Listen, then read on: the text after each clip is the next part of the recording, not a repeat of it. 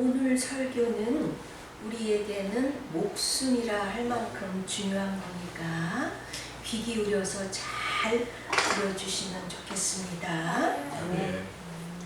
사울은 기스의 아들로서 베냐민 지파의 유력한 집안에서 태어난 사람입니다. 유력한 집안이라는 것은 그 가문이 훌륭하다는 뜻이죠.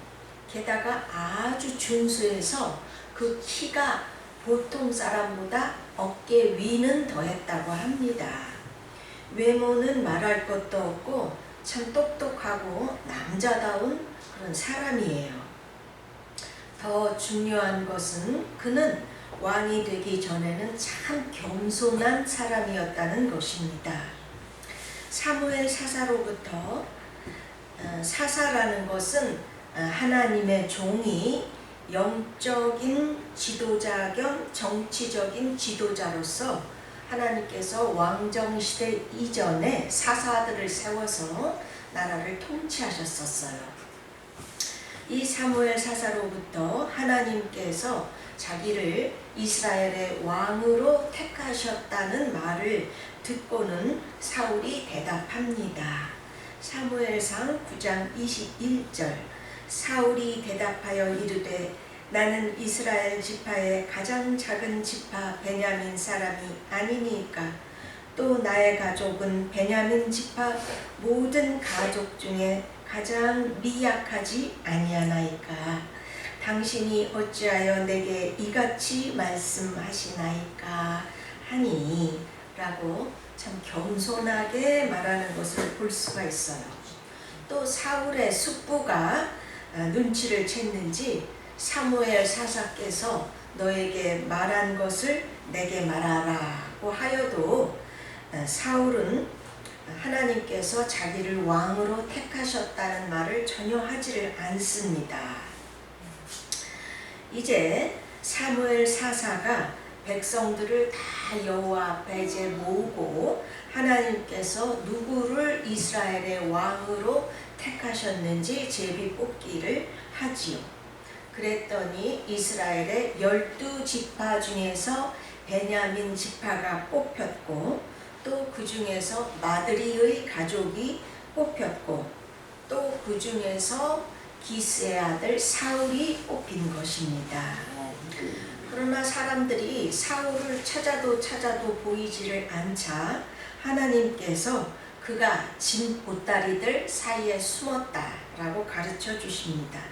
사울은 자기가 이스라엘의 왕으로 뽑힐 것을 알고 부끄러워서 진 보따리들 사이에 가서 숨은 거예요. 네. 또 하나님께서 사울을 왕으로 택하셨다는 것을 듣고는 또 어떤 불량한 사람들은 이것을 인정하지 않고 사울을 멸시하며 예물을 드리지 않은 사람들이 있었습니다. 그랬어도 사울은 그저 잠잠하였습니다. 또한 사울이 암몬 사람들을 치고 이기자 백성들이 그냥 기뻐서 사울을 기뻐하며 불량한 사람들을 죽이자라고 할 때도 사울이 죽이지 못하도록 막습니다. 그는 처음에는 이렇게 참 성실하고 겸손한 마음을 가진 사람이었었어요. 그러나 시간이 흐르면서 사울은 변해가기 시작합니다. 어느 날 블레셋 군사들이 이스라엘과 싸우려고 모였어요. 병거가 3만이고 마병이 6,000명이며 백성들은 해변에 모래알같이 모였다고 합니다. 이스라엘을 치고자 이제 믹마스에다가 진을 치고 모여 있는 거예요. 이스라엘 사람들은 그 모인 수많은 블레셋 사람들을 보고는 그 군대와 그 병력을 보고는 무서워서 막 굴로 도망가서 숨고 수풀에 숨고 두려워서 떨었었지요. 당시 이스라엘은 전쟁을 하려면 먼저 여호와 하나님께 제사를 드리고 난 후에야 전쟁을 할 수가 있었습니다.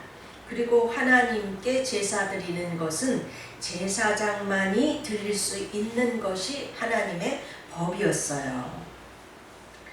자, 이제 이스라엘과는 비교도 되지 않으리만큼 막강한 군사력을 갖춘 블레셋이 지금이라도 쳐 올라올 것 같은데, 이상하게도 번제를 드려줄 사무엘 사사께서 오시지를 않는 것입니다.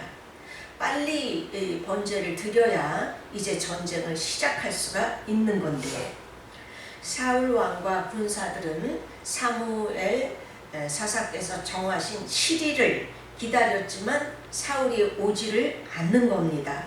그러니 사람들이 사울 왕에게서 흩어지기 시작하는 거예요. 가뜩이나 두려운데, 사울은 블레셋이 지금이라도 칼을 들고 올라올 것 같아서 그냥 마음이 두렵고 초조해졌습니다. 그래서 사울은 하나님의 명령을 어기고 자기가 직접 번제를 드려버린 것입니다. 번제를 드리자마자 이제 사무엘이 도착했습니다. 사무엘상 13장 10절에서 12절입니다. 13장 10절에서 12절. 번제 드리기를 마치자 사무엘이 온지라. 사울이 나가 맞으며 문안하매 사무엘이 이르되 왕이 행하신 것이 무엇이냐 하니, 사울이 이르되 백성은 내게서 흩어지고 당신은 정한 날에 오지 아니하고 블레셋 사람은 믹마스에 모였음을 내가 보았으므로 이에 내가 이르기를 블레셋 사람들이 나를 치러 길갈로 내려오겠거늘 내가 여호와께 은혜를 간구하지 못하였다 하고 부득이하여 번제를 드렸나이다 하니라. 현실이 어렵고 급박해지자 사울 왕은 두려운 나머지 하나님의 명령을 어긴 것입니다. 전쟁에서 이기게 해달라고 전쟁 시작 전에 제사를 드리되, 제사는 제사장만이 드리도록 하신 것이 하나님의 법이었죠. 당시는 사무엘이 국가적인 사사로서 제사장 겸 선지자로서 일을 하고 있었죠. 따라서 사무엘이 그 장소에 와서 번제를 드리고 난 후에야 전쟁을 시작할 수 있었던 것입니다.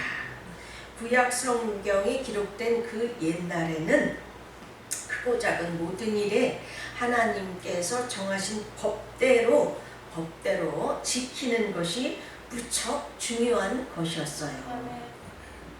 그래서 우시야 왕도 제사장들만이 할 수 있는 성전 분향을 자기가 직접 하다가 하나님의 진노로 그 자리에서 문둥병이 들었던 것을 볼 수가 있습니다. 그래서 사무엘상 13장 13절에서 14절. 사무엘이 사울에게 이르되 왕이 망령되이 행하였도다. 왕이 왕의 하나님 여호와께서 왕에게 내리신 명령을 지키지 아니하였도다.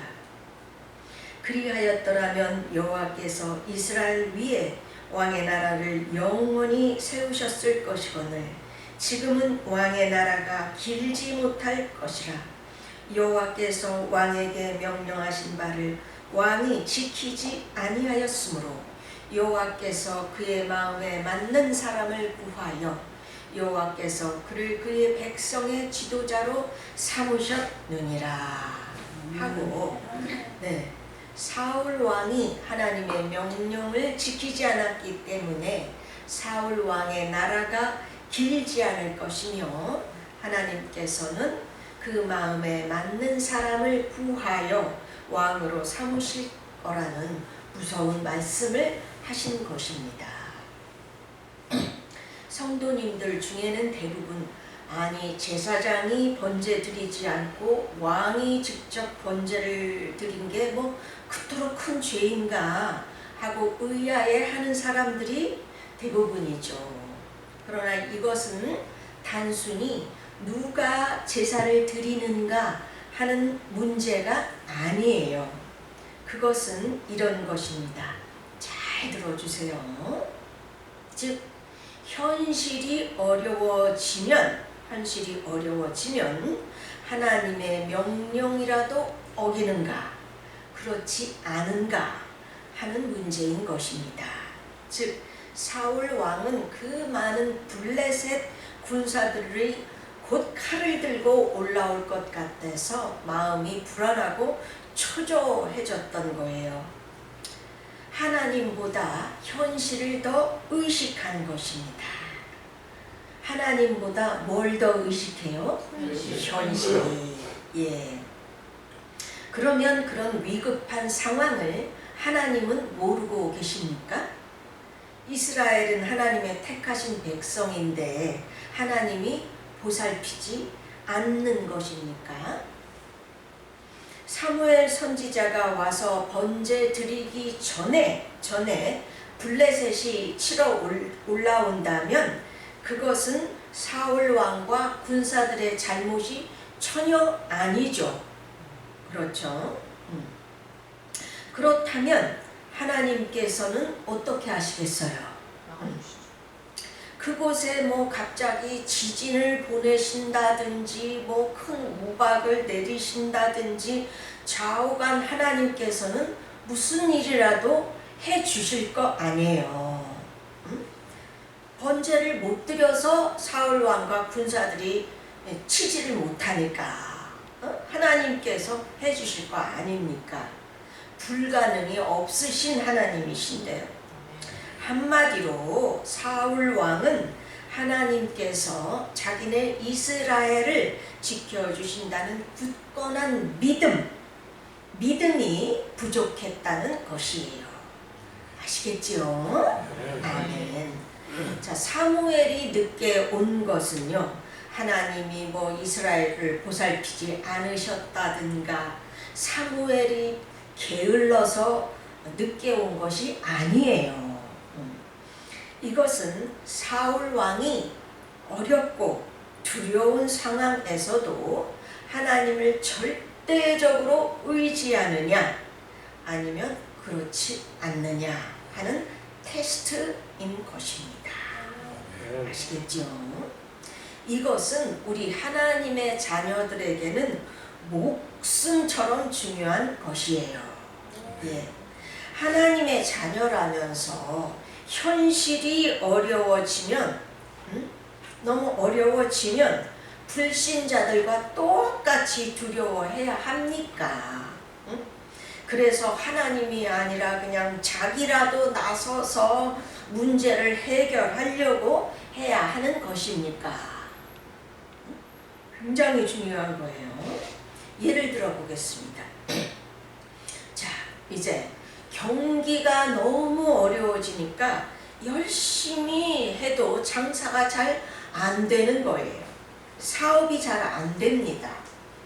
그러면 현실이 너무 어렵고 돈이 안 벌리니 주일이라도 가게 문을 열어야 하는 것입니까? 사업을 더 열심히 하려고 그냥 사람들을 더 만나며 수요 예배, 금요 기도에도 빠져야 하는 것입니까? 드리던 11조도 하지 않거나 반만 냅니까? 아휴, 내가 뭐 그러려고 그러나 경기가 워낙 어려워지니까 어쩔 수 없는 거지. 이렇게 생각하시는 분들 많으십니다. 그런데 바로 이런 생각이, 이 생각이 바로 사울 왕의 생각인 것이에요. 12절에서 사울 왕이 사무엘에게 부득이하여 번제를 드렸나이다 라고 대답하지 않습니까?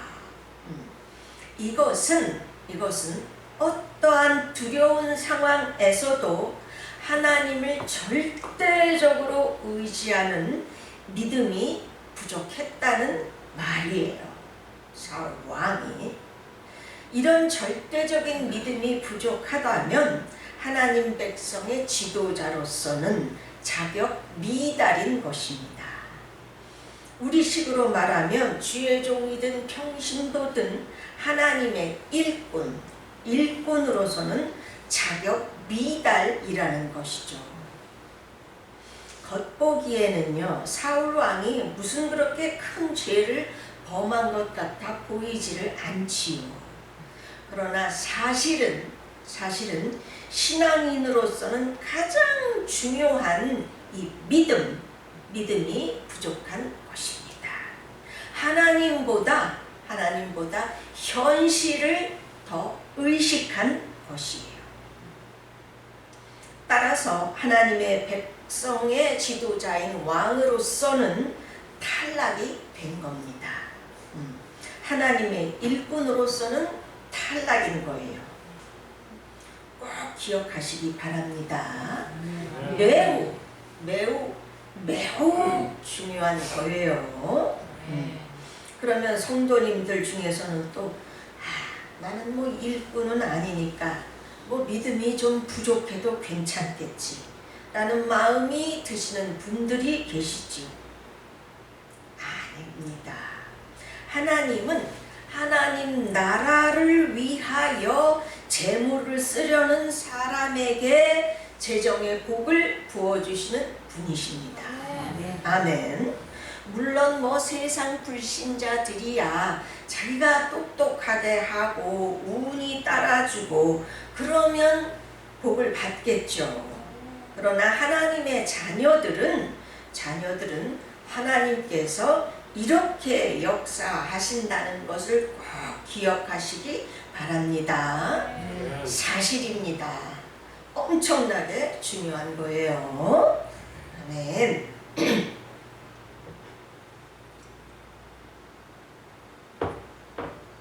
또한 사무엘상 15장에는 하나님께서 사울 왕에게 아말렉을 치라. 그런데 다쳐서 사람이란 사람은 모두 남녀 소와 젖먹이까지 싹 다 죽이고 짐승들도 모두 싹 죽이라고 사무엘 사사를 통하여 사울 왕에게 명령하십니다. 그래서 사울 왕은 가서 아말렉을 쳐서 죽이고 승리를 했지요. 그러나 사울 왕은 그 짐승들의 양과 소의 가장 기름진 것들을 죽이지 않고 남겨두었던 것입니다. 그리고 자기는 여호와의 명령대로 행하였나이다 라고 사무엘에게 말하죠. 그러자 사무엘이 그럼 어찌하여 양과 소를 남겨두었냐 라고 묻습니다. 그러자 사울 왕이 대답하되 백성들이 하나님께 제사 드리려고 하므로 양과 소들 중에서 가장 좋은 것들을 남겼나이다 라고 말을 합니다. 자, 그러자 사무엘이 말씀합니다. 사무엘상 15장 22절에서 23절. 사무엘이 이르되 여호와께서 번제와 다른 제사를 그의 목소리를 청종하는 것을 좋아하신 같이 좋아하시겠나이까. 순종이 제사보다 낫고 듣는 것이 숫 양의 기름보다 나으니 이는 거역하는 것은 점치는 죄와 같고 완고한 것은 사신 우상에게 절하는 죄와 같으니라. 거역하는 것은 점치는 것과 같고 완고한 것은 우상에게 절하는 죄와 같대요.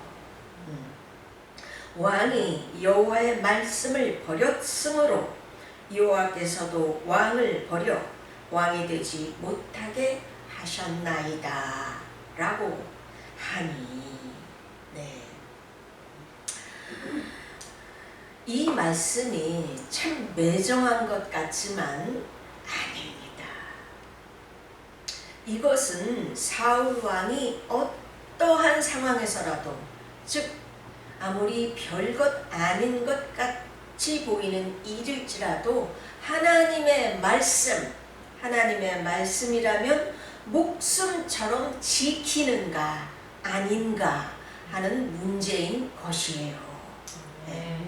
하나님 백성의 지도자라면, 하나님의 일꾼이라면 어떤 상황에서도 내 생각, 내 판단이 하나님 말씀보다 앞서면 안 되는 것입니다. 이게 너무 중요한 것이에요, 사실은. 그래서 하나님 백성의 지도자, 하나님의 일꾼으로는 역시 탈락인 것입니다. 사울 왕은 하나님의 명령보다 자기 생각을 위에 둔 거예요. 자기 생각이 앞서가지고 아휴, 죄 없는 짐승인데 다 죽일 게 뭐 있어. 기름진 것들은 남겨서 제사 드릴 때 써도 되고 먹어도 되고 유익하지 라고 판단하여 그렇게 행한 것입니다. 이것은 하나님 백성의 지도자라면서 하나님께서 하라는 대로 하지 않고 자기 생각대로 행했다는 것이에요.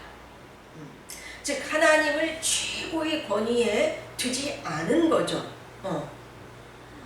신본주의가 아니라 인본주의로 행했다는 것입니다.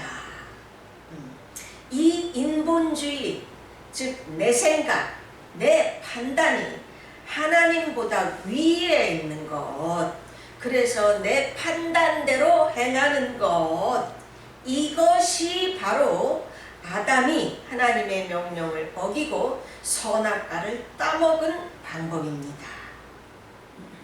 아시죠? 결과는 고생이며 고통일 뿐이었어요. 이 죄가 사실은 얼마나 큰 것인지 사무엘상 15장 35절에서 말합니다. 사무엘이 죽는 날까지 사울을 다시 가서 보지 아니하였으니 이는 그가 사울을 위하여 슬퍼함이었고 여호와께서는 사울을 이스라엘 왕으로 삼으신 것을 후회하셨더라 라고 기록하고 있습니다. 하나님께서 후회하셨답니다. 참 너무 슬프죠. 하나님께서 귀하디 귀한 영적 일꾼으로 택하셨는데 내 생각, 내 판단이 자꾸 앞서는 사람은 이렇게 될 수밖에 없는 것입니다. 오늘날도요. 이런 분들이 너무 많습니다. 중요하니까 꼭 가슴에 새기세요. 아멘. 별거 아니라고 자기 생각대로 행했다가는 진짜 하나님한테 완전히 탈락되는 겁니다. 그렇습니다. 하나님을 믿는 신자라면서도 하나님의 말씀보다 내 생각, 내 판단이 앞서서 행하는 것, 이것이 오늘날 대부분의 성도님들이 행하는 잘못이며 죄입니다. 어린아이가 부모의 말에 순종하지 않고 제 생각대로 따르면 어떻게 돼요? 길거리에서 거지아이가 된다든지 나쁜 사람한테 끌려간다든지 좌우간 불행해질 뿐이잖아요. 자기가 자기 스스로를 고생과 고통으로 몰아넣는 뿐이죠. 우리는 모두 전능하신 하나님 앞에서는 어린 아이일 뿐이에요. 하나님은 나를 위하여 하나뿐인 독생자까지도 십자가에서 그토록 처참하게 찢어 죽이신 분이십니다. 거기다가 또 전지전능하신 신이세요. 그렇다면 내가 믿고 맡기지 못할 게 도대체 뭐가 있겠습니까? 저도 60이 넘도록 신앙생활을 해보니까요. 그때 그 당시에는 이해를 못해가지고 하나님 왜 이렇게 하시나 해서 괴로워했었지만은 지나고 나니까 역시 하나님께서는 저를 정말 저에게 가장 유익한 길, 최선의 길로 인도를 하셨었더라고요. 정말 하나님은 나의 불평과 원망을 다 받으시면서도 그저 묵묵히 나를 위해서, 누구를 위해? 나를 위해서 가장 유익한 길, 최선의 길로 인도해 주시는 분이라는 것을 지금은 목에 칼이 들어도 말할 수 있습니다. 성도님들 중에 나이가 지긋하신 분들이라면 느껴질 거예요.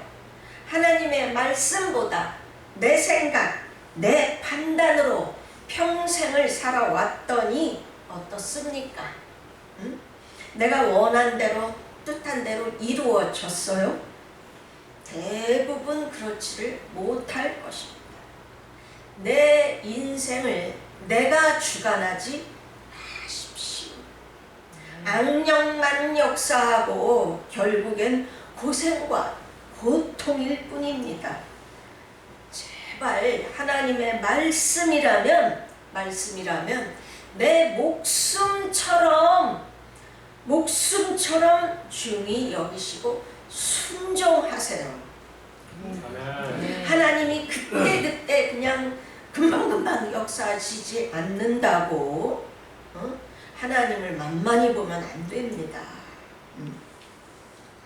정말 그렇게 하면 다 결국은 잘 됩니다. 내 영혼이 잘됨 같이 내가 범사에 잘 되기를 원한다고 요한 3서 2절은 말하고 있습니다. 하나님께서는 먼저 영혼이 잘됨에 따라, 즉 우리의 믿음이 커지고 우리의 인격이 하나님을 닮아감에 따라서 꼭 그렇게 성숙해 아주 예수님처럼 돼야만 복을 준다는 게 아니라, 그때 그 시점에서 정말 하나님 보시기에 성장함에 따라 복을 주신다는 것입니다. 아멘. 아시겠죠? 이 순서를 꼭 기억하세요. 정말 가슴에 깊이 새기셔야 합니다. 하나님은 그냥 대충 넘어가는 분이 아니세요. 저도 평생을 겪어봤습니다.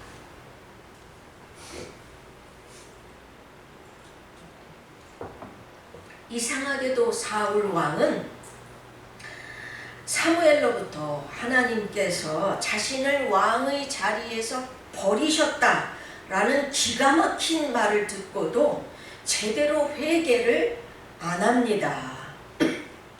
사울 왕은 말로는 내가 범죄하였나이다 라고 말했지만 그는 머리로만 회개를 했을 뿐 가슴에서 정말 뉘우치며 철저하게 회개를 하지 않았습니다. 그러므로 결국 사울 왕은 어떻게 됐어요? 사울 왕에게서 여호와의 영이 떠나고 오히려 악령이 임합니다. 사무엘상 16장 14절, 여호와의 영이 사울에게서 떠나고 여호와께서 부리시는 악령이 그를 번뇌케 한지라. 너무 기가 막히죠. 하나님의 백성을 다스리는 고귀하고 영화로운 왕이었는데 이제는 하나님의 영은 그에게서 떠나버렸고 악령이 임하여 점점 악령에 의하여 움직이는 사람이 된 것입니다. 자, 사울 왕이 이렇게 악령이 점점 임하기 시작할 즈음에 다윗이 블레셋의 장수 거인 골리앗을 때려 죽이는 큰 일을 행했죠. 그러자 그냥 백성들은 그냥 좋아가지고 다윗을 크게 칭송하고 여인들이 노래를 하였죠. 그러자 사울 왕은 그때부터 다윗을 질투하면서 죽이고자 합니다. 다윗이 누구예요? 이스라엘을 블레셋으로부터 구원한 자요, 자기 사위입니다. 사위. 그토록 나라에 공을 세운 자기 사위를 죽이려고 점점점 미쳐서 날뛰기 시작합니다. 다윗을 벽에 박으려고 그냥 갑자기 단창을 던지지를 않나. 나중에는 그냥 아예 군대를 이끌고 다니면서 다윗을 찾아 죽이려고 하지요. 심지어 아무 죄 없는 제사장들을 85명이나 그냥 죽여버립니다. 그러니 이제 사울 왕은 악령이 심히 들었기 때문에 사탄이 이끄는 대로 움직일 뿐 제정신이 아닙니다. 하나님을 믿는 정상적인 신자도 아니게 되었어요. 사탄의 하수인으로 전락이 된 것입니다. 무섭죠.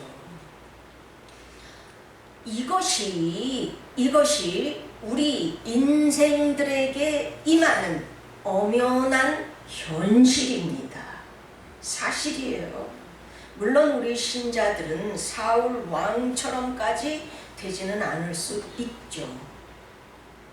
그러나 우리 신자들이 하나님의 말씀을 거역하고 자꾸 불순종하면, 거기다가 회개마저 제대로 하지 않으면 나도 모르는 사이에 성령은 떠나가시고 악령이 내 몸 안에 들어오는 것입니다.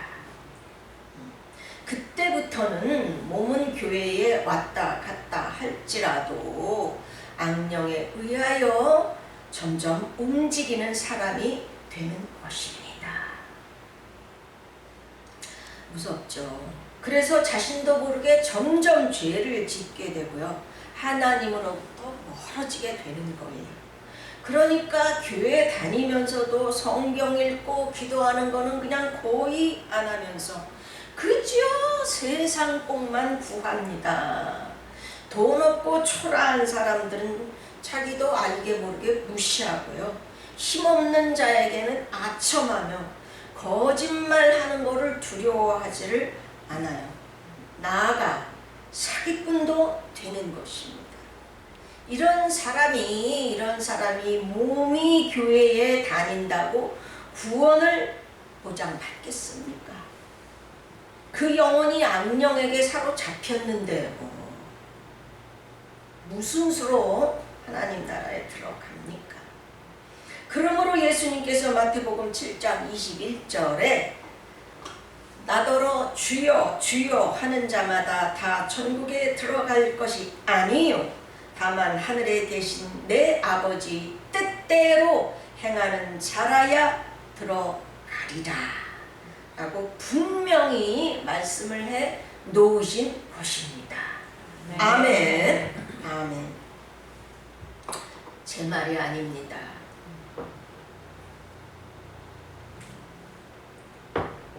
그러므로 이 동영상을 시청하시는 성도님 여러분, 우리 신자들은 성경에서 앞서 살다 간 사람들을 보면서 교훈을 얻어야 합니다. 사울 왕이 다윗을 죽이려고 미쳐 날뛰는 것은 뭐 볼 것도 없어요. 이미 악령이 들려서 사탄의 도구가 되었으니까요. 그 결과 결국 자기의 세 아들마저 전쟁에서 모두 죽게 만들었고 자신은 부상을 입은 채 자살해서 생을 마감합니다.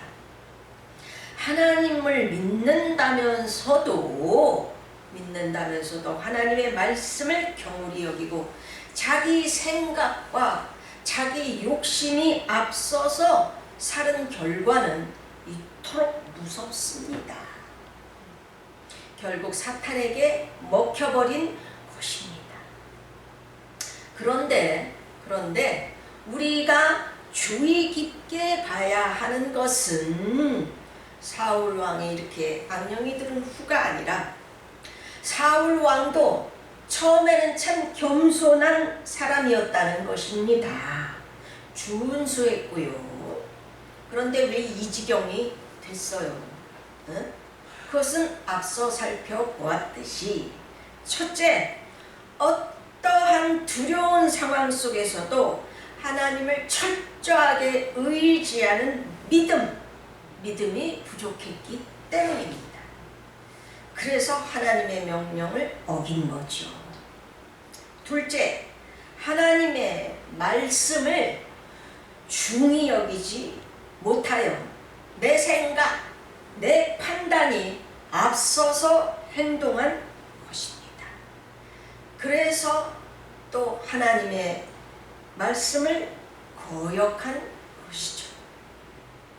셋째, 하나님께서 사울 자신을 버려 왕이 되지 못하게 하셨다는 말씀을 듣고도 철저하게 회개를 하지 않았습니다. 머리로만 회개했죠.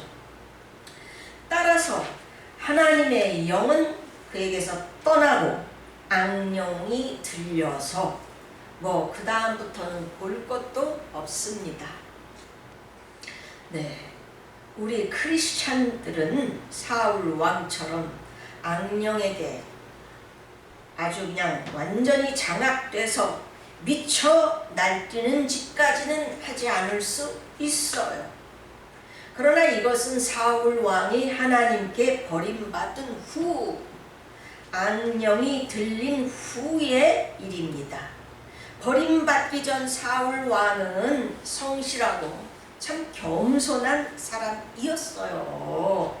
정말 괜찮은 사람이었습니다. 그러나 그가 믿음이 부족하여 블레셋이 당장이라도 쳐들어오면 어쩌나 두려운 나머지 하나님의 명령을 어긴 일, 또 자기 생각이 앞서서 별거 큰일 아니라고 자기 판단이 앞서서 하나님의 명령을 어긴 일, 이런 것들은 우리 신자들도 얼마든지 짓는 죄들입니다. 바로 나도 짓는 죄, 곧 나의 죄들인 것입니다. 우리는 이런 죄들을 별것 아닌 것처럼 느끼고 살아가지요. 그러나 하나님이 보시는 관점은 틀립니다. 인간과 다르세요. 앞서 다 설명드렸죠. 어떤 잘못, 어떤 죄들을 하나님께서 그토록 중히 여기시는가 잘 기억하시고 꼭꼭 가슴에 새기며 신앙생활을 하세요. 내 인생 전체가 여기에 달려 있습니다. 정말이에요. 아멘. 아멘. 다 같이 통성으로 기도하겠습니다.